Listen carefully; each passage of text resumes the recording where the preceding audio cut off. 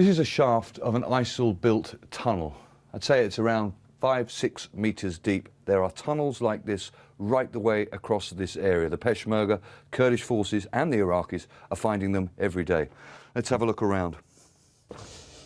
It's fascinating to see how ISIL lived for so long in these tunnels and the kind of organisation, preparations that they made. If you look down here, this little nook in the wall, a bucket of food. They've left biscuits and dates for fighters. Electricity cables run the length of the tunnel. There are blood-soaked bandages on the floor. At a corner we find an area the fighters used as a latrine. And in tiny rooms, mattresses and clothes have been left in the rush to escape. And there are even beds tucked into narrow cutaways in the wall. We've come about 80 meters into this tunnel, and we don't want to go any further because there are fears that some of these tunnels have been booby-trapped and our path is blocked by this bed here. Behind the bed there are two what look to be sort of pneumatic drills. Certainly we believe that those drills were used to cut away at the walls. We estimate that that tunnel is anywhere between 5-10 meters deep, and as with many of the tunnels in this area, the entrance and the exit, or one of them, is in a private home. Above ground, there's more evidence of ISIL's defensive strategy.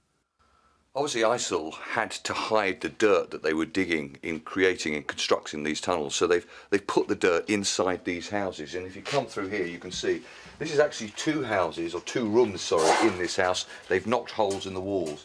And this stretches all the way along into other houses, right the way along the street.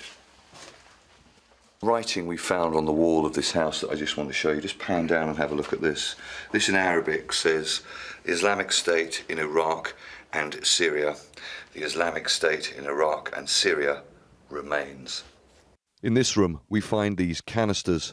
A weapons expert said they looked like improvised explosive devices. It seems ISIL had used the room as a bomb-making workshop. The destruction of this neighbourhood is almost total. In a house close by, we find evidence of one of the most feared weapons which ISIL use. As you walk around some of these buildings, the remnants of war are everywhere. And these are an indication of the speed with which ISIL left this building. We understand that these are suicide belts.